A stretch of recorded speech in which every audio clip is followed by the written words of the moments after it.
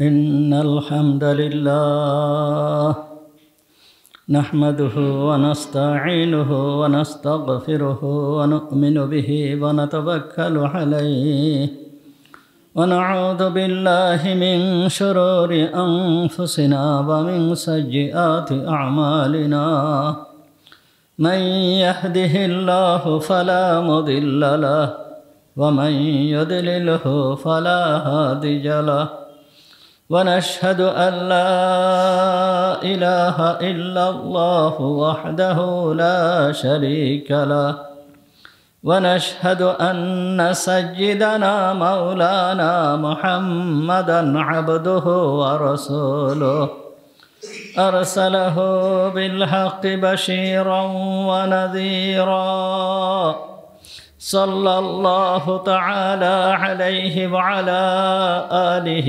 وأصحابه وبارك وسلم تسليما كثيرا كثيرا أما بعد فأعوذ بالله من الشيطان الرجيم بسم الله الرحمن الرحيم قال رب السجن أحب إلي مما يدعونني إليه وإلا تصرف عني كيدهن أصب إليهن وأكن من الجاهلين فاستجاب له ربه فصرف عنه كيدهن إنه هو السميع العليم صدق الله العظيم ونحن على ذلك من الشاهدين والشاكرين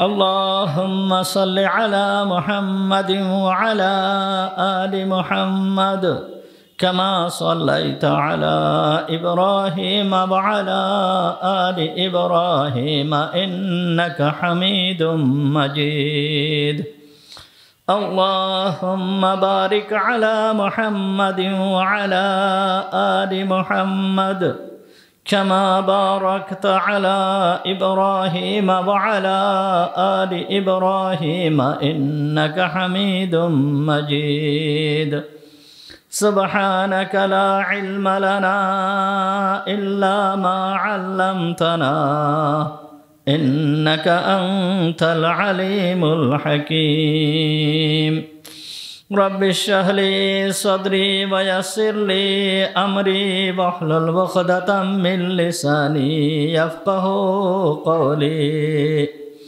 اللهم انفعنا بما علمتنا فعلمنا ما ينفعنا فعلمنا ما ينفعنا فعلمنا ما ينفعنا وزدنا علما اللهم طهر قلوبنا عن غيرك ونور قلوبنا بنور معرفتك ربنا تقبل منا إنك أنت السميع العليم وتب علينا إنك أنت التواب الرحيم সমস্ত প্রশংসা সেই মহান রব্বুল আলামিনের জন্য যিনি আমাদেরকে আজকের এই পবিত্র জুমার দিনে জুমার নামাজ পড়তে আসার তৌফিক দান করেছেন এই জন্য আমরা সবাই বলি আলহামদুলিল্লাহ। আমাদের আলোচনা চলতেছিল সূরা ইউসুফ সম্পর্কে। গতদিন সূরা ইউসুফের 34 নম্বর আয়াত পর্যন্ত 32 নম্বর আয়াত পর্যন্ত আলোচনা করা হয়েছিল। ওই আয়াতের ভিতরে বলা হয়েছিল যে আজিজে মিসরের স্ত্রী জুলাইখা তার নিজের দোষকে ঢাকার জন্য সে একটা কৌশল অবলম্বন করে সমস্ত মহিলাদেরকে দাওয়াত দিয়েছিল। দাওয়াত দেওয়ার পরে সে তার নিজের যখন দাওয়াত দিয়ে সে তার নিজের বাড়িতে সমস্ত মহিলাদেরকে উপস্থিত করে খাবার দাবারের ব্যবস্থা করলো। খাবার দাবারের ব্যবস্থা করে খাবারের সাথে একটা ফল এবং একটা ছুরি সবার হাতে দিয়েছিল। আর সে যখন খেতে বলেছিল, বলার সঙ্গে সঙ্গে তারা ফল কেটে খাওয়া শুরু করলো। আর ওই সময় ইউসুফ আলাইহিস সালামকে বলল যে উখরুজ আলাইহিন্না, হে ইউসুফ, তুমি তাদের সামনে বের হও। ইউসুফ আলাইহিস সালাম বের হলো। সমস্ত মহিলারা ইউসুফ আলাইহিস সালামের দিকে তাকিয়ে নিজেদের হাত কেটে ফেলেছিল। ওয়াকাত্তা'না আইদিয়াহুন্না, তাদের সবার হাত তারা কেটে ফেলেছিল। এই যে হাত কেটে ফেললো, যখন তারা হাত কেটে ফেললো ইউসুফ আলাইহিস সালামের দিকে তাকিয়ে, তখন জুলাইখা সে যেই জন্য এই মহিলাদেরকে দাওয়াত দিয়েছিল, তার যে উদ্দেশ্য ছিল সেই উদ্দেশ্য তার পূরণ হয়ে গেল। সে বোঝাতে চেয়েছিল যে তোমরা আমার বদনাম করতেছো, আমার নামে যে বদনাম রটাচ্ছ, আসলে তোমাদের এই বদনাম রটানো মোটেই ঠিক হচ্ছে না, মোটেই ঠিক নয়। তার কারণ যেই দোষে তোমরা আমাকে দোষী করতেছো, আমি সেই দোষে দোষী নয়। এইটাকে প্রমাণ করার জন্য সে এই পথ অবলম্বন করেছিল। মোট কথা, তার এই সমাজ, তার যেই সমাজ ছিল, এই সমাজের ভিতরে একজন পুরুষ একজন মহিলার সাথে সম্পর্ক করা এইটা অবৈধ কিছু ছিল না। তাদের সামাজিক যে কালচার ছিল, তাদের সামাজিক যে নিয়ম নীতি ছিল, এই নিয়ম নীতিতে একজন পুরুষ আর একজন মহিলার সঙ্গে সম্পর্ক করা এইটাও মোটেও দোষের কিছু ছিল না। যে কোনো পুরুষ যে কোনো মহিলাকে ইচ্ছা সে সম্পর্ক করতে পারে, যে কোনো মহিলা তার ইচ্ছা যে কোনো পুরুষের সাথে সম্পর্ক করতে পারে, এইটা কোনো দোষের কোনো বিষয় ছিল না। কিন্তু দোষের বিষয় কি ছিল? জুলাইখার বদনাম কেন রটাচ্ছিল? এইখানে দোষের কি? ওই সমস্ত মহিলারা, মন্ত্রীদের স্ত্রীরা যেই দোষটা জুলেখার ভিতরে দেখছিল, সেই দোষটা কি দোষ ছিল? দোষটা ছিল যে জুলাইখা একজন গোলামের সাথে সম্পর্ক করেছে। একটা গোলাম যে হচ্ছে নিম্ন পর্যায়ের একজন মানুষ, অনেক নিচু পর্যায়ের একজন মানুষ, এই নিচু পর্যায়ের মানুষটার সঙ্গে একজন সর্বোচ্চ পর্যায়ের একজন মানুষ সে কিভাবে সম্পর্ক করে? এইটা তো হতে পারে না। এইটাই ছিল দোষ। এই দোষকে ঢাকার জন্য জুলাইখা এই পথ অবলম্বন করেছিল।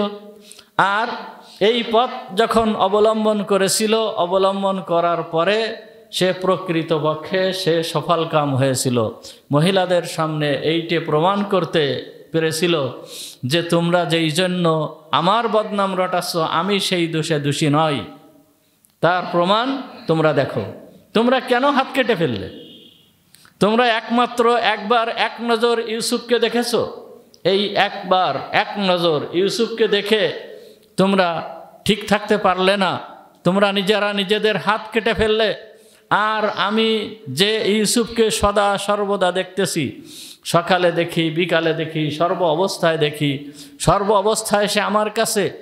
এই ইউসুফ আমার কাছে থাকা সত্ত্বেও আমার তো একদিনও আমার এই ধরনের অবস্থা হয়নি যেই রকম তোমরা করেছো।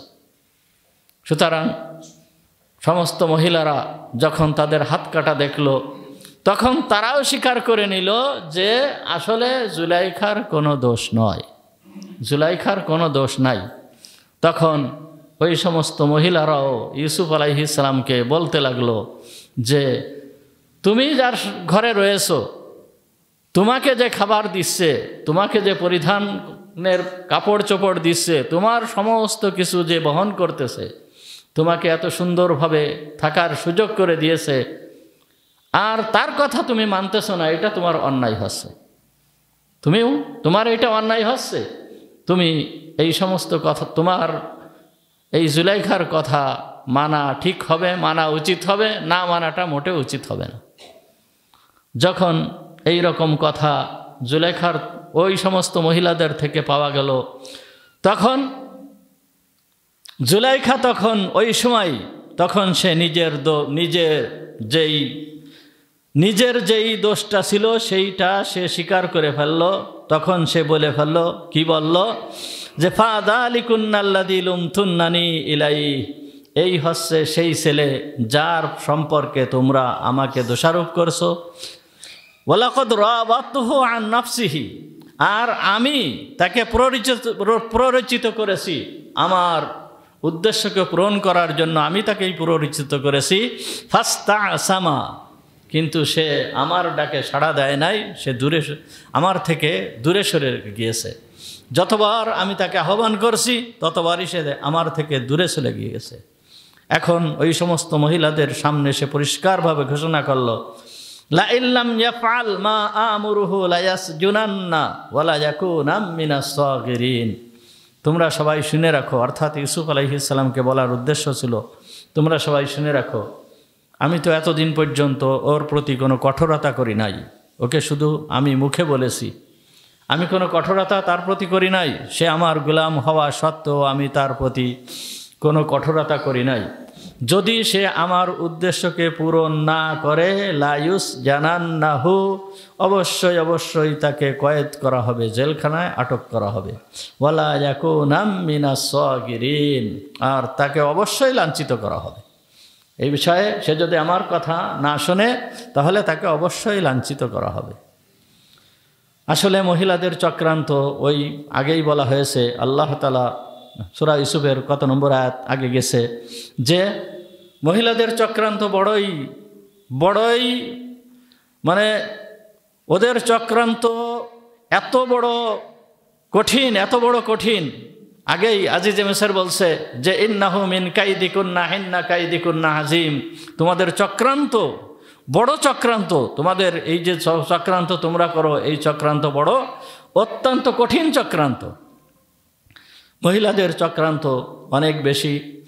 মহিলাদের ভিতরে যেই সমস্ত দোষ আছে, এই সমস্ত দোষ ধরেন বেদিন কাফের মুশরিকদের কথা বলা হচ্ছে না, মুসলমানদের মহিলাদের ভিতরেও অনেক দোষ, এমন দোষ আছে যেই সমস্ত দোষের কারণে পুরুষদের থেকে মহিলারা বেশি জাহান্নামী হবে। যেই সমস্ত দোষ মহিলাদের ভিতরে আছে এর কারণে পুরুষদের থেকে বেশি মহিলারা জাহান্নামী হবে, শুধুমাত্র তাদের ভিতরে যেই দোষ আছে এই দোষগুলোর কারণে। এখন এই দোষগুলো যাতে মহিলাদের ভিতরে না থাকে, এই জন্য আল্লাহ তাআলা এই সমস্ত ঘটনা ঘটায় আপনাকে আমাকে নসিহাত করতেছেন যে আপনাদের মহিলাদের ভিতরে যেন এই ধরনের দোষ ত্রুটি না থাকে, এর থেকে যেন তারা দূরে থাকে।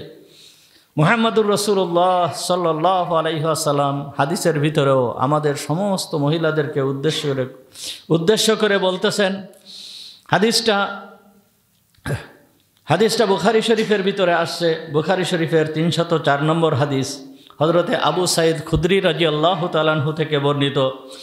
হযরতে আবু সাঈদ খুদরি রাদিয়াল্লাহু তাআলা আনহু বলেন, খরাজা রাসূলুল্লাহ সাল্লাল্লাহু আলাইহি ওয়াসাল্লাম ফি আযহা, হুজুর আকরাম সাল্লাল্লাহু আলাইহি ওয়াসাল্লাম একদিন ঈদের নামাজ অথবা কুরবানির ঈদের নামাজ, ঈদুল ফিতরের নামাজ অথবা কুরবানির ঈদের নামাজ পড়তে বের হয়েছেন।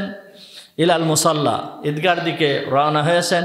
ফামাররা আলান নিসা, যখন উনি যাচ্ছিলেন তখন কিছু সংখ্যক মহিলাদের নিকট দিয়ে উনি যাচ্ছিলেন। ফাকাল ইয়া মা'শারান নিসা, হেই মহিলারা, তাসাদ্দাকনা, তোমরা কি করো, সদকা করো, বেশি বেশি করে তোমরা সদকা করতে থাকো। কেন? সদকা হচ্ছে যারা বেশি বেশি করে দান করে, সদকা করে, এই দান এবং সদকার মাধ্যমে দোজখের থেকে বেশি নিষ্কৃতি পাওয়া যায়। হুজুর আকরাম সাল্লাল্লাহু আলাইহি ওয়াসাল্লাম এই জন্য বলেন তাসাদ্দাকনা, তোমরা সদকা করো। ইন্নী উরিতু কুন্না আকতারা আহলিন নার, আমি তোমাদেরকে বেশি দোজখের ভিতর, তোমরা যে দোজখে যাবে, বেশি সংখ্যক দোজখে যাবে, ইন্নী উরিতু কুন্না, আমাকে তাই দেখানো হয়েছে। তোমরা যে বেশি সংখ্যক দোজখে যাবে এইটা আমাকে দেখানো হয়েছে। তখন মহিলারা মুহাম্মদুর রাসূলুল্লাহ সাল্লাল্লাহু আলাইহি ওয়াসাল্লামকে জিজ্ঞেস করলো, ফাকুলনা বিমা ইয়া রসুল আল্লাহ, হে আল্লাহর রসুল, কি কারণে, কোন কারণে মহিলারা বেশি দোজখে যাবে? তখন মুহাম্মদুর রাসূলুল্লাহ সাল্লাল্লাহু আলাইহি ওয়াসাল্লাম বলেন, তুকসিরনা লানা, তোমরা বেশি বেশি করে অভিশাপ দাও, মানুষকে বেশি বেশি করে অভিশাপ দাও। কথায় কথায় তোমাদের মুখ থেকে অভিশাপ বাইর হয়। এই যেই দোষের কথা বলা হচ্ছে, মুহাম্মদুর রাসূলুল্লাহ সাল্লাল্লাহু আলাইহি ওয়াসাল্লাম মহিলাদেরকে খাটো করার জন্য বলতেছেন না, মহিলাদেরকে ছোট করার জন্য বলতেছেন না, বরঞ্চ এই দোষগুলো যাতে না থাকে মহিলাদের ভিতরে, এই জন্য হুজুর সাল্লাল্লাহু আলাইহি ওয়াসাল্লাম বলতেছে তুকসিরনা লানা, তোমরা বেশি বেশি লানত করো, অভিশাপ দাও। এই অভিশাপ, মহিলাদের এই অভিশাপ তার নিজের সন্তান পর্যন্ত বাদ যায় না। অভিশাপ দেওয়ার ক্ষেত্রে নিজের সন্তান পর্যন্ত বাদ যায় না। যখন একটু কিছু হয়, মহিলা একটু রেগে যায়, সাথে সাথে সন্তানকেই অভিশাপ দেয়, সন্তানের জন্য বদদোয়া করে। এই সন্তানের জন্য বদদোয়া, অভিশাপ অনেক সময় একেবারে যেই বদদোয়া করে সেই বদদোয়াই লেগে যায়, যা মুখ দিয়ে বের করে সেইগুলোই লেগে যায়। এই জন্য মুহাম্মদুর রাসূলুল্লাহ সাল্লাল্লাহু আলাইহি ওয়াসাল্লাম বলেন, তুকসিরনা লানা, তোমরা বেশি বেশি করে অভিশাপ দাও, তোমরা বেশি বেশি করে অন্যকে অভিশাপ দিতে থাকো। এইটা হচ্ছে 1 নম্বর। 2 নম্বর হচ্ছে তাকফুরনাল আশিরা, তোমরা স্বামীর নাফরমানি করো, স্বামীর শুকরিয়া আদায় করো না। স্বামী তোমাদের জন্য কত কষ্ট করে, কত পরিশ্রম করে, হাড় ভাঙ্গা খাটুনির পরে সে সামান্য কিছু পয়সা বা যাই হোক না কেন তাই নিয়ে যখন বাড়ি ফেরে, বাজার সদাই যা করে, এইগুলো তোমাদের অধিকাংশ সময়ে তোমাদের এইগুলো পছন্দ হয় না, তোমরা এর শুকরিয়া আদায় করো না। এই জন্য তোমরা বেশি বেশি জাহান্নামের ভিতরে যাবে। দেখা যায় অনেক সময় এমন হয় যে মহিলারা সামান্য কিছু, একটু কিছু কম পড়ার সঙ্গে সঙ্গেই ওই স্বামীর নাশুকরি করা শুরু করে দেয়। কারি তৈয়ব সাহেব রহমাতুল্লাহি আলাইহি, উনি সেই যুগের কথা, ওই সময়ের কথা বলতেছেন। দেওবান মাদ্রাসার মোহতামেম যিনি ছিলেন, উনি হচ্ছে কাসেম নানতুবি রহমাতুল্লাহি আলাইহির পুতা, অর্থাৎ ছেলের ছেলে। এই কারি তৈয়ব সাহেব রহমাতুল্লাহি আলাইহি উনি বলেন যে সামান্য পরিমাণ ত্রুটি হওয়ার সঙ্গে সঙ্গে মহিলারা সারা জীবনের নাশুকরি শুরু করে দেয়। উনি উদাহরণ দিয়েছেন যে একটা মহিলা তার স্বামীর কাছে বলল, স্বামী হয়তো বাজারে যাচ্ছে, তখন মহিলা বলতেছে যে আমার জন্য একটা শাড়ি নিয়ে এসো, আমার জন্য একটা কাপড় কিনে নিয়ে এসো, শাড়ি কিনে নিয়ে এসো। তখন স্বামী বেচারা দেখা গেল কি তার কাছে এখন শাড়ি কেনার মতন টাকা নাই, শাড়ি কেনার মতন টাকা নাই। বাজার থেকে ফিরে আসছে, যখন বাজার থেকে ফিরে আসছে, ফিরে আসার পরে স্ত্রী জিজ্ঞেস করতেছে, কই আমার সেই শাড়ি তো তুমি আনোনি? তখন বলতেছে, দেখো আমার কাছে তো টাকা নাই, সামনে মাসে বেতন পেলে তোমাকে আমি শাড়ি কিনে দেব। তখন এইবারাই সে মোটামুটি শুরু করে দেয় যে তুমি আমাকে একটা শাড়ি পর্যন্ত দিতে পারলে না, তোমার ঘরে এসে আজ পর্যন্ত আমি কোনো কিছুই পালাম না। এখন সারা জীবন সে সব কিছু পেয়েছে, কিন্তু পাচ্ছে না একটা মাত্র শাড়ি। সে যখন চেয়েছে তখন একটা মাত্র শাড়ি এনে দিতে পারে নাই স্বামী। এই জন্য এই স্বামীর নাশুকরি শুরু করে দিল যে সারা জীবন আমি তোমার কাছে কোনো কিছুই পেলাম না, তোমার সংসারে এসে আমি কোনোদিন শান্তির মুখ চোখে দেখলাম না। এই রকম ধরনের কথাবার্তা বলা শুরু করে দেয়। এইটা হচ্ছে মহিলাদের ভিতরের একটা দোষ। মুহাম্মদুর রাসূলুল্লাহ সাল্লাল্লাহু আলাইহি ওয়াসাল্লাম আমাদের মহিলাদেরকে বোঝাচ্ছেন, এই মহিলাদেরকে বোঝাচ্ছেন। হুজুর তো ঈদগায় যাচ্ছেন, ঈদগায় যাওয়ার সময় মহিলাদেরকে উদ্দেশ্য করেই এই কথা বলতেছেন। এই কথা বলার দ্বারা মুহাম্মদুর রাসূলুল্লাহ সাল্লাল্লাহু আলাইহি ওয়াসাল্লামের উদ্দেশ্য যে খবরদার তোমরা এরকম করবে না, তোমরা এরকম করবে না। হযরতে দেখেন সাহাবীদের অবস্থা কী ছিল, যদিও এটাই বলার উদ্দেশ্য এখানে নয়, তারপরে মনে পড়ে গেল হঠাৎ। হযরতে ইবনে মাসউদ রাদিয়াল্লাহু তাআলা আনহু, যিনি ফিকহ বিষয়ে সর্বশ্রেষ্ঠ সাহাবী ছিলেন, মাসলা মাসাইলের দিক দিয়ে হযরত ইবনে মাসউদ রাদিয়াল্লাহু তাআলা আনহু সবথেকে বড় সাহাবী ছিলেন। যেরকম হাদিস বর্ণনার ক্ষেত্রে হযরতে আবু হুরায়রা রাদিয়াল্লাহু তাআলা আনহু বড় সাহাবী, হযরতে ইবনে মাসউদ রাদিয়াল্লাহু তাআলা আনহু এরকম বড় সাহাবী ছিলেন, অনেক উচ্চ পর্যায়ের সাহাবী ছিলেন। এই সাহাবী যেই মহিলাকে বিবাহ করেছিল, এই মহিলা ছিল অনেক ধনী ছিল, তার অনেক টাকা পয়সা ছিল, কিন্তু ইবনে মাসউদ রাদিয়াল্লাহু তাআলা আনহু গরিব সাহাবী ছিলেন, ওনার টাকা পয়সা বেশি ছিল না। হুজুর আকরাম সাল্লাল্লাহু আলাইহি ওয়াসাল্লাম মহিলাদেরকে দান করার প্রতি উৎসাহিত করলেন, দান করার কথা বললেন। তখন ইবনে মাসউদ রাদিয়াল্লাহু তাআলা আনহুর স্ত্রী ইবনে মাসউদ রাদিয়াল্লাহু তাআলা আনহুর কাছে এসে বলতেছে যে হুজুর তো আমাদেরকে দান করার কথা বলেছে, তা আমি তো চাচ্ছি দান করার জন্য, আমি দান করব। তা তুমি তো গরিব, তুমি খুব গরিব, তোমার অর্থ সম্পদ নেই, টাকা পয়সা নেই, তা আমি চাচ্ছি আমার এই দানটা আমি তোমাকে করব, তোমাকে এই দানটা করব। তা আমি কি তোমাকে দান করতে পারবো? তুমি হুজুর সাল্লাল্লাহু আলাইহি ওয়াসাল্লামের কাছে এই কথা শুনে এসো। তখন ইবনে মাসউদ রাদিয়াল্লাহু তাআলা আনহু বললেন যে তোমার এই কথা আমি হুজুরের কাছে শুনতে পারবো না, তুমি নিজেই যে তোমার এই কথা শুনে আসবে। তখন ওনার স্ত্রী চলে আসলেন, মুহাম্মদুর রাসূলুল্লাহ সাল্লাল্লাহু আলাইহি ওয়াসাল্লামের কাছে আসলেন। মুহাম্মদুর রাসূলুল্লাহ সাল্লাল্লাহু আলাইহি ওয়াসাল্লামের কাছে আসলেন। আসার পরে হুজুরকে জিজ্ঞেস করতেছেন, হুজুর আমার স্বামী খুব গরিব, আপনি দান করার কথা বলছেন, আমি কি তো আমার স্বামীকে দান করতে পারবো? আমার টাকা পয়সা আমি কি আমার স্বামীকে দিতে পারবো? তখন বলতেছে, কেন নয়, অবশ্যই তুমি দিতে পারবে। তুমি যদি তোমার স্বামীকে দান করো তাহলে তুমি দুইটা সওয়াব পাবে। একটা হচ্ছে দান করার সওয়াব, একটা হচ্ছে দান করলে তুমি যে সওয়াব পেতে সেই সওয়াবটা তুমি পুরাপুরিভাবেই পাবে। আর একটা হচ্ছে তুমি তোমার নিজের স্বামীর প্রতি সহানুভূতি করার যেই সওয়াব, এই সওয়াবটাও তুমি পাবে। তাহলে তুমি দান করলে স্বামীকে দান করলে দুইটা সওয়াব পাবে। বলে এইখানে দেখেন ইবনে মাসউদ রাদিয়াল্লাহু তাআলা আনহুর স্ত্রী, তার মন মানসিকতা কেমন। সুতরাং সমস্ত মহিলাদের মন মানসিকতা যে এই রকম সেরকম নয়। অধিকাংশ মহিলাদের ক্ষেত্রে পুরুষের থেকে অধিকাংশ মহিলা যারা আছে তাদের মন মানসিকতা এই রকম যে তারা কি করে, তাকফুরনাল আশির, স্বামীর নাফরমানি করে বেশি, স্বামীর শুকরিয়া আদায় করে না, স্বামীর শুকরিয়া আদায় করে না। এই জন্য তারা অধিকাংশ মহিলা জাহান্নামী হবে।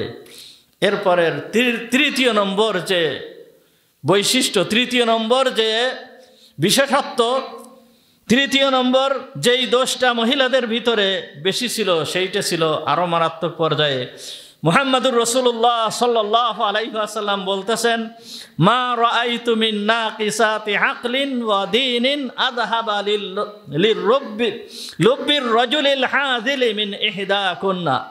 হুজুর আকরাম সাল্লাল্লাহু আলাইহি ওয়াসাল্লাম বলেন যে তোমাদের ভিতরের একজন মহিলা, মাত্র একটা মহিলা, এই মহিলাদের তার বুদ্ধি এবং দিনদারি কম হওয়া সত্ত্বেও একজন বিচক্ষণ সচেতন পুরুষকে বেয়াকুব বানানোর ক্ষেত্রে অধিক পারদর্শী আমি আর কাউকে দেখি নাই। কে বলতেছেন? মুহাম্মদুর রাসূলুল্লাহ সাল্লাল্লাহু আলাইহি ওয়াসাল্লাম বলতেছেন, মানে তোমাদের ভিতরের একটা মহিলা সে একজন সচেতন এবং বিচক্ষণ পুরুষ, যেই পুরুষকে এ বেয়াকুব বানায় দেবে, সে সচেতন পুরুষ। হুজুর বলতেছেন যে আর রজুলুল হাযিম, মানে একজন সচেতন এবং সে বিচক্ষণ পুরুষ, এই পুরুষটাকেও বেয়াকুব বানায় দেওয়ার ক্ষেত্রে তোমাদের থেকে এই রকম পারদর্শী আমি আর কাউকে দেখি নাই। সুতরাং এই জন্যই তোমরা বেশি জাহান্নামে যাবে। এই হাদিস বুখারী শরীফের থেকেই আপনাদের সামনে আলোচনা করা হলো। এই জুলাইখার ক্ষেত্র তাই দেখেন, আসলে প্রকৃতপক্ষে দোষ ছিল কার? জুলাইখার।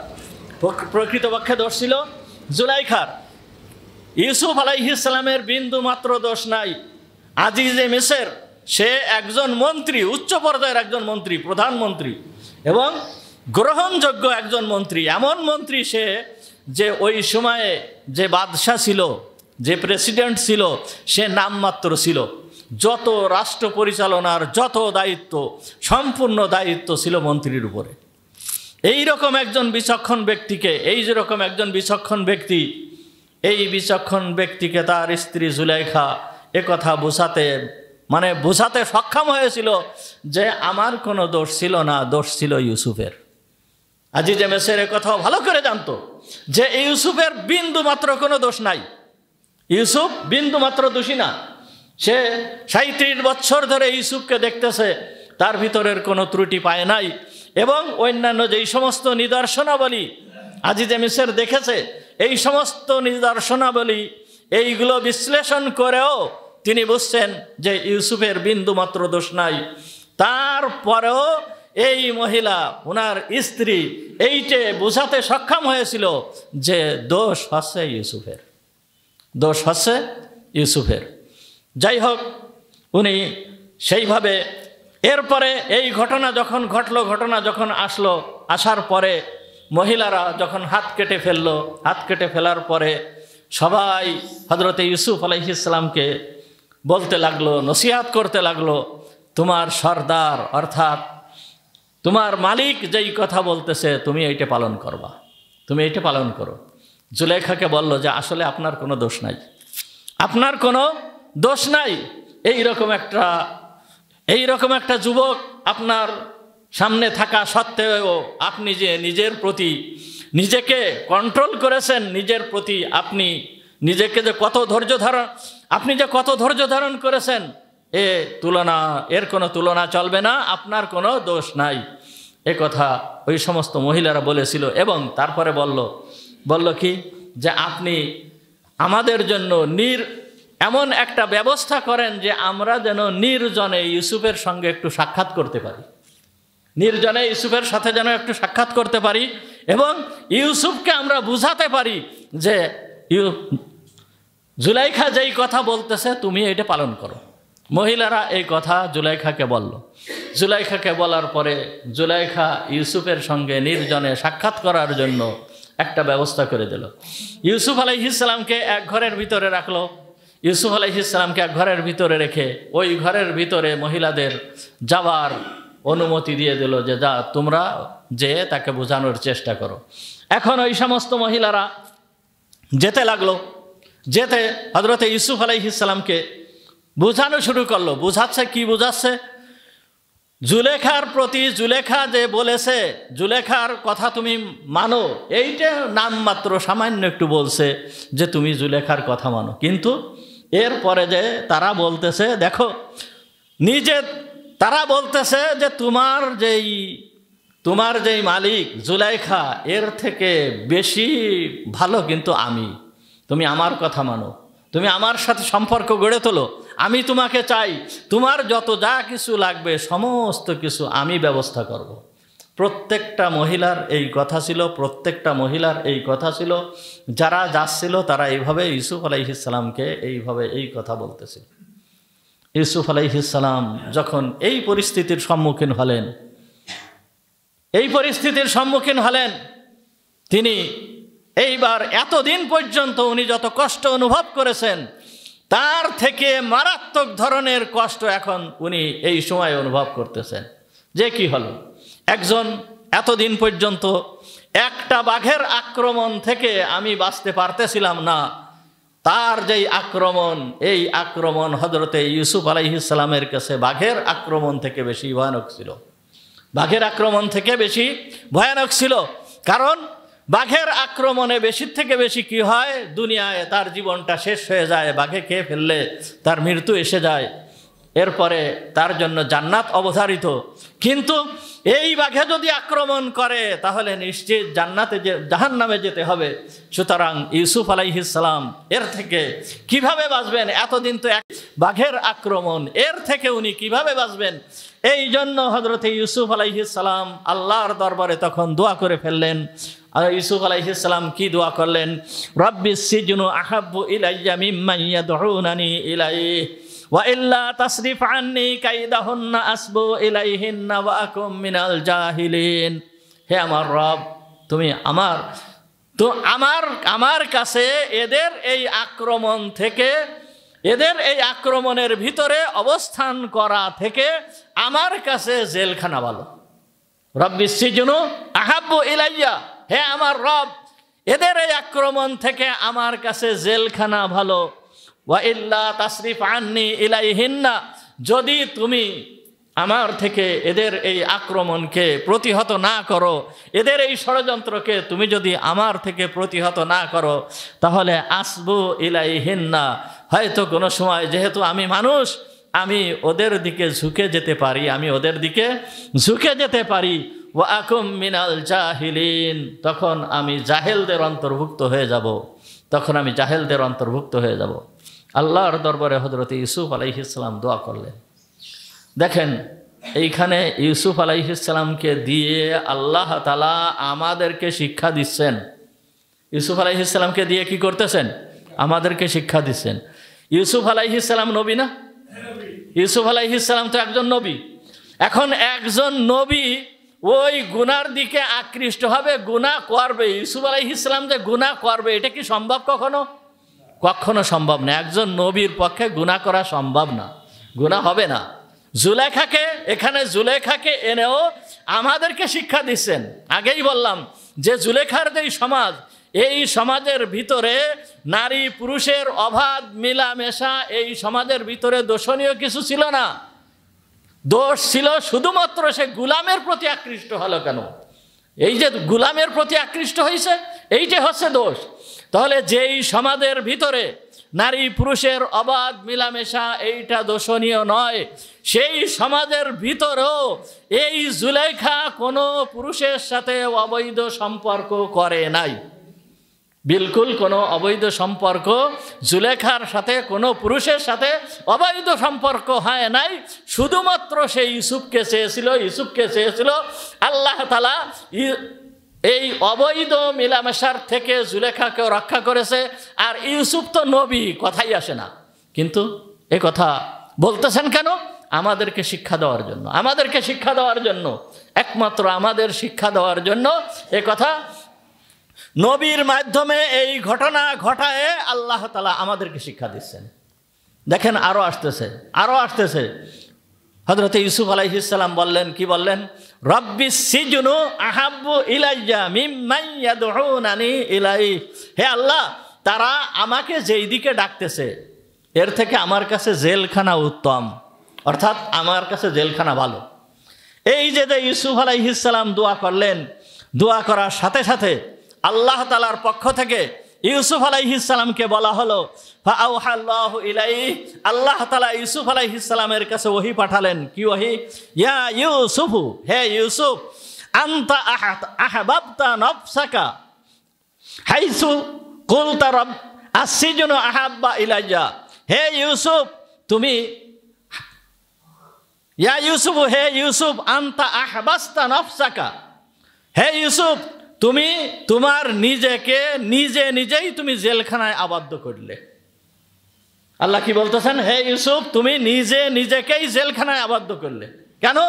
হাইসু কুলতা আসসিজনু আহাব্বু ইলাইয়া, যখন তুমি বলছো যে হে আল্লাহ, জেলখানা আমার নিকট ভালো, সুতরাং তুমি যে জেলখানা আমার নিকট ভালো, এই দোয়া যে করলে, এই দোয়া না করে তুমি যদি বলতে লাউ কুলতা আল আফিয়াতু আহাব্বা ইলাইয়া, যদি তুমি বলতে হে আল্লাহ, আমাকে এর থেকে পরিত্রাণ দান করো, লা ওফিয়াত, তাহলে তোমাকে পরিত্রাণ দেওয়া হতো, তোমাকে জেলখানায় যাওয়া লাগতো না।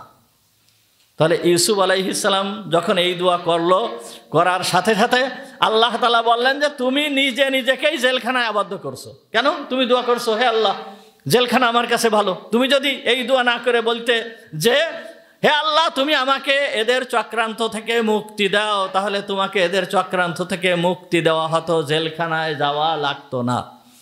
তাহলে ইউসুফ আলাইহিস সালাম যে দোয়া করলো, এই দোয়াটা ইউসুফ আলাইহিস সালামের এই রকম দোয়া করাটা ঠিক হয় নাই। কে? ইউসুফ আলাইহিস সালামের এই দোয়া করাটা ঠিক হয় নাই। কিন্তু তিনি যে নবীর দ্বারা এরকম ধরনের ভুল হলো কেন? এইটা নবীর দ্বারা আমাদেরকে শিক্ষা দিচ্ছেন। নবীকে করায়ে, নবীকে এইভাবে করায়ে আমাদেরকে শিক্ষা দিচ্ছেন। নবীর দ্বারা এরকম ভুল সাধারণত হবে না, হওয়ার কথা না। আদম আলাইহিস সালাম গাছের ফল খেলো কেন জান্নাতে? আদম আলাইহিস সালাম জান্নাতে ফল খায় নাই, আল্লাহ তাআলার পক্ষ থেকে খাওয়ায়ে আদমের সন্তানদেরকে শিক্ষা দিচ্ছেন, তোমরা যদি এইরকম গুনাহ কোনো সময় করে ফেলো তাহলে তওবার পদ্ধতি কি, কিভাবে তোমরা তওবা করবে। আদম যেইভাবে তওবা করেছে এইভাবে তওবা করবে। তাহলে ইউসুফ আলাইহিস সালাম যেইভাবে দোয়া করলো, তাহলে আমাদেরকে শিক্ষা দেওয়া হচ্ছে যে এইভাবে নির্দিষ্ট করে কোনো দোয়া করা ঠিক হবে না। ফ্যানটা ছেড়ে দাও। এইভাবে নির্দিষ্ট করে কোনো দোয়া করা ঠিক হবে না। মুহাম্মদুর রাসূলুল্লাহ সাল্লাল্লাহু আলাইহি ওয়াসাল্লাম আমাদেরকে শিক্ষা দিয়েছেন দোয়ার পদ্ধতি কি হবে, দোয়াটা কিভাবে করতে হবে, এ কথাও হুজুর আকরাম সাল্লাল্লাহু আলাইহি ওয়াসাল্লাম আমাদেরকে শিক্ষা দিয়েছেন।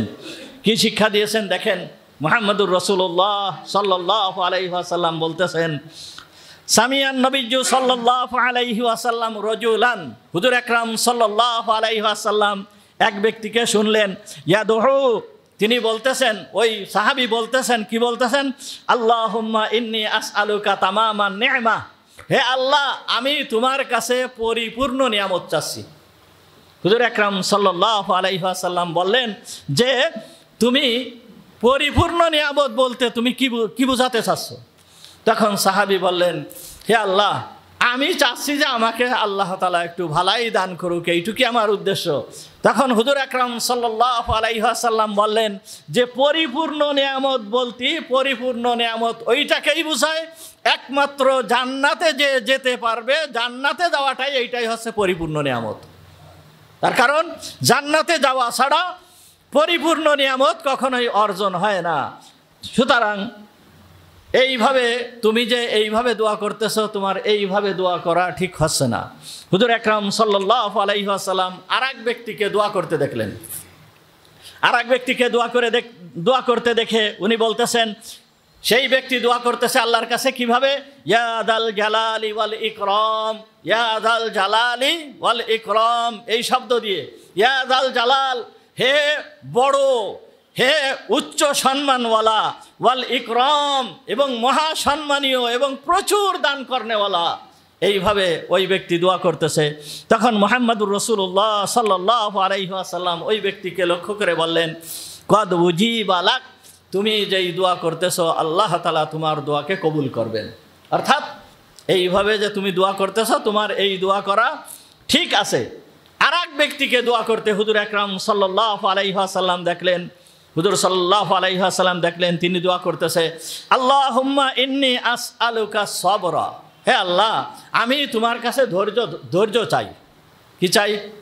আমি তোমার কাছে ধৈর্য চাই। বিপদে পড়ে মানুষ দোয়া করে না যে আল্লাহ এই বিপদ তো আমি সহ্য করতে পারতেছি না, আমি তোমার কাছে ধৈর্য চাই।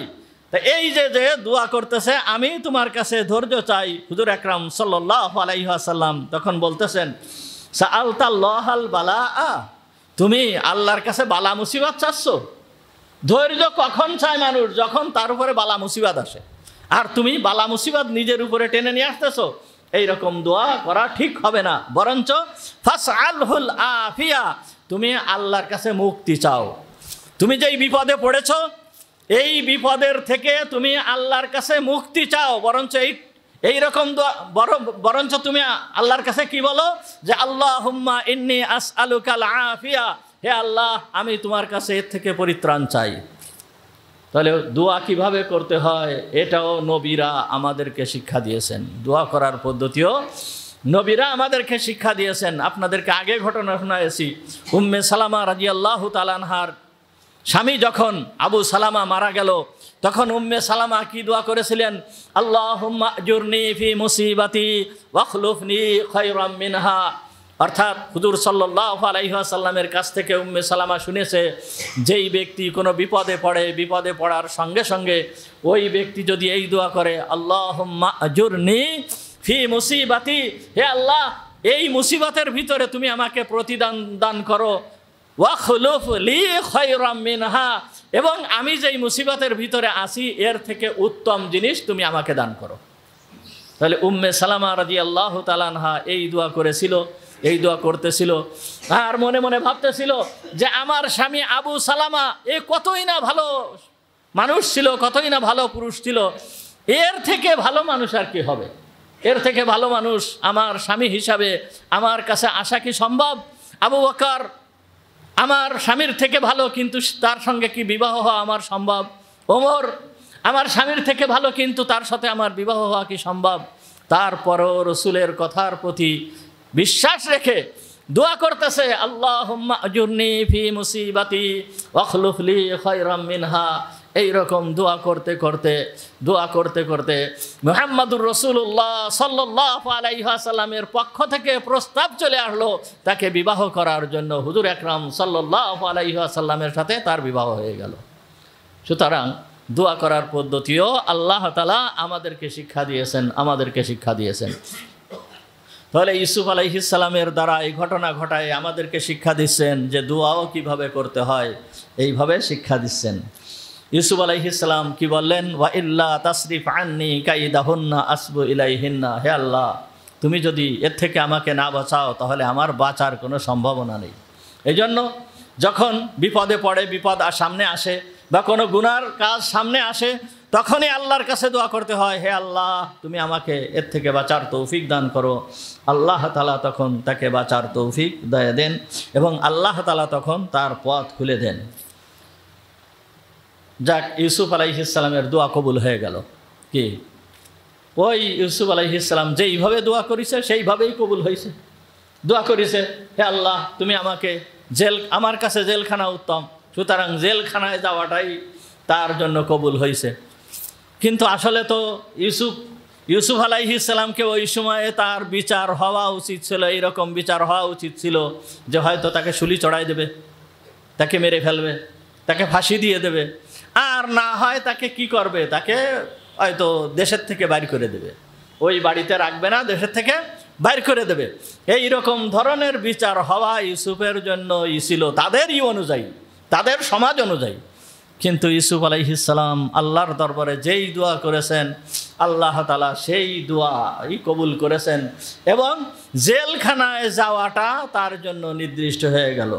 এরপরে আল্লাহ তাআলা বলতেছেন, সূরা ইউসুফের ভিতরে বলতেছেন, সুম্মা বাদা লাহুম মিন বাদি মা রাআবুল আয়াতা লা ইয়াসজুনান্নাহু হাত্তা হিন। সুম্মা বাদা লাহুম, অতঃপর ওই সমস্ত ব্যক্তিদের কাছে, অর্থাৎ আজিজে মিসর, মন্ত্রী এবং আরও যেই সমস্ত বিশেষ বিশেষ ব্যক্তিরা আছে তাদের কাছে এইটে পরিষ্কার হলো, মানে এইটে তারা সমচীন মনে করলো যে লা ইয়াসজুনান্নাহু হাত্তা হিন, তাকে কিছুদিন জেলখানায় রাখা হোক। তারা যেই সমস্ত নিদর্শনাদি ইউসুফ আলাইহিস সালামের থেকে দেখেছিল, তারা মনে করলো যে তাকে কিছুদিন জেলখানায় রাখা হোক, এই জেলখানায় রাখাটাই সমচীন হবে, এইটে তারা মনে করলো। কি জন্য মনে করলো? ইউসুফ আলাইহিস সালামের থেকে যেই সমস্ত নিদর্শন দেখেছিল, এক নম্বর হচ্ছে যে ইউসুফ আলাইহিস সালাম যে নির্দোষ, এইটে তাদের জন্য বড় একটা নিদর্শন ছিল। যখন তার জামার পিছনের অংশ ছিঁড়া দেখলো, ছিঁড়া দেখার পরে তখন তাদের নিশ্চিত এইটে তাদের মনে আসছে যে ইউসুফ নির্দোষ, তার কোনো দোষ ছিল না। এই রকম পরিস্থিতির থেকে ইউসুফের বেঁচে আসাটা এইটা একটা নিদর্শন, এইটা একটা নিদর্শন। এরপরে আরও দ্বিতীয় নিদর্শন কি? ওয়া শাহাদাতুশ শাহিদ, ওই যে ছোট্ট বাচ্চা ছেলে, এই বাচ্চা ছেলে সাক্ষী দিল। বাচ্চা ছেলে যে কথা বলতে পারে না, সে ইউসুফ আলাইহিস সালামের পক্ষে সাক্ষী দিল। সুতরাং একটা বাচ্চা ছেলে সে কিভাবে কথা বলে ইউসুফের পক্ষে সাক্ষী দিল, এইটা একটা নিদর্শন। তারপর মহিলারা যে তাদের হাত কেটে ফেলেছিল ইউসুফ আলাইহিস সালামকে দেখার সঙ্গে সঙ্গে, এক নজর তাকে দেখার সঙ্গে সঙ্গে সমস্ত মহিলারা হাত কেটে ফেলেছে, তাদের কোনো হুঁশ ছিল না, এইটাও একটা নিদর্শন। এরপর আরও হচ্ছে যে এই সমস্ত মহিলারা যারা ছিল এদেরও বিন্দুমাত্র ধৈর্য ছিল না, সবাই ইউসুফের প্রতি আকৃষ্ট হয়ে গিয়েছিল। এই সমস্ত কারণে তারা সবাই মিলে পরামর্শ করলো যে কি ইউসুফকে কিছুদিনের জন্য জেলে রাখা হোক। তা জেলে রাখার দ্বারা তাদের উদ্দেশ্য ছিল যে জেলে রেখে কি হবে, তখন তাদের উদ্দেশ্য হলো যে জেলে রেখে জেলে রাখার কারণে এই যে একটা বদনাম বিভিন্ন জায়গায় ছড়াচ্ছে, এই বদনামটা যাতে বন্ধ হয়ে যায়, এই বদনামটা যাতে না থাকে, এই জন্য হজরতে ইউসুফ আলাইহিস সালামকে জেলে রাখার নির্দেশ দিয়ে দেওয়া হলো। ইউসুফ আলাইহিস সালামকে জেলে রাখার নির্দেশ দেওয়া হলো।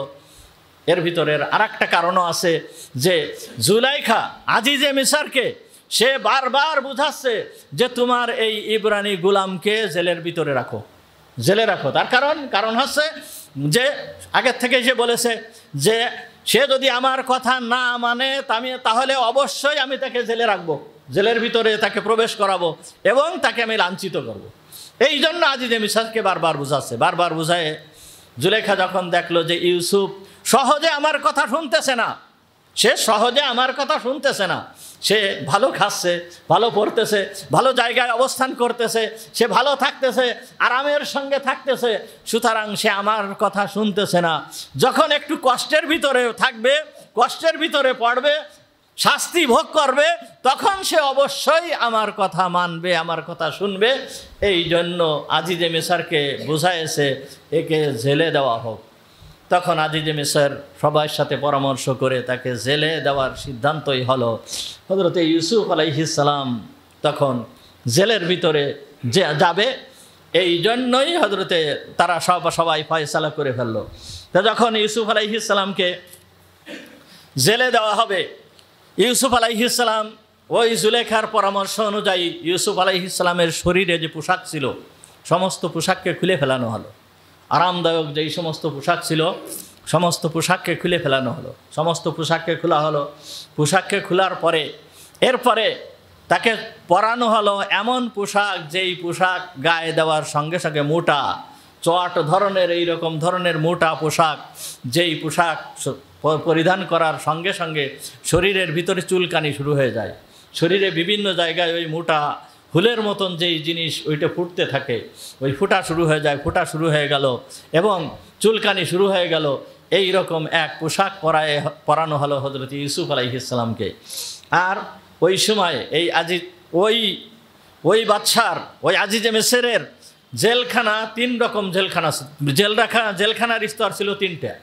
একটা হচ্ছে যাকে মেরে ফেলানোর ইচ্ছা হতো, তাকে ওই এত পরিমাণ গর্ত ছিল যে ওই গর্তের ভিতরে তাকে ছেড়ে দেওয়া হতো, সে ওই গর্তের ভিতরেই সে মারা যেত। এ হচ্ছে 1 নম্বর। 2 নম্বর হচ্ছে যে যাকে কঠোর শাস্তি প্রদান করার ইচ্ছা হতো, তাকে এমন এক ঘরের ভিতরে রাখা হতো যেই ঘরের ভিতরে কোনো আলো বাতাস কোনো কিছুই প্রবেশ করে না। এমন এক ঘরের ভিতরে রাখা হতো, কারোর সাথে কোনো যোগাযোগ কথাবার্তা কোনো কিছুই হবে না। ওই ঘরের ভিতরে সে সদা সর্বদা মাটির নিচে, এই ঘরটাও ছিল মাটির নিচেই, এই মাটির নিচেই তাকে রাখা হবে। এই রকম ধরনের আরেক প্রকার জেলখানা ছিল। 3 নম্বর প্রকার জেলখানা ছিল যাদেরকে মোটামুটি শাস্তি প্রদান করা হবে, এইটাকে বলা হয়েছে সিজনুল আফিয়া। হযরতে ইউসুফ আলাইহিস সালামকে এই স্বাভাবিক যেই জেলখানা, এই সিজনুল আফিয়া, এই জেলখানার ভিতরে হযরতে ইউসুফ আলাইহিস সালামকে রাখার নির্দেশ দেওয়া হলো। হযরতে ইউসুফ আলাইহিস সালামকে এই পোশাক পরানো হলো। পোশাক পরানোর পরে হযরতে ইউসুফ আলাইহিস সালামের পায়ে লোহার বেড়ি লাগায় দেওয়া হলো। চিন্তা করেন, একজন নবী, যেই নবীকে আল্লাহ তাআলা দুনিয়ায় প্রেরণ করেছেন দিনকে প্রতিষ্ঠিত করার জন্য, আজ এই নবীর কি পরিমাণ কষ্ট সহ্য করতে হচ্ছে। এই নবীর জেলখানায় যাওয়া লাগতেছে, নবীর জেলখানায় যাওয়া লাগছে এবং কিভাবে কষ্ট সহ্য করা লাগছে। জেলখানায় যখন গিয়েছে, যাওয়ার পরে জেলখানায় ঢোকার সঙ্গে সঙ্গে হযরতে ইউসুফ আলাইহিস সালাম কান্না শুরু করে দিয়েছেন। হযরতে ইউসুফ আলাইহিস সালাম কাঁদতেছে, চোখে পানি। তখন জিবরিল আমিন আলাইহিস সালাম হযরতে ইউসুফ আলাইহিস সালামের কাছে আসলেন। জিবরিল আমিন এসে হযরতে ইউসুফ আলাইহিস সালামকে বললেন যে কি ব্যাপার, আপনি কাঁদতেছেন কেন? আপনি তো জেলখানাকে নিজের জন্য বেছে নিয়েছেন, সুতরাং এখন আপনি কাঁদতেছেন কেন?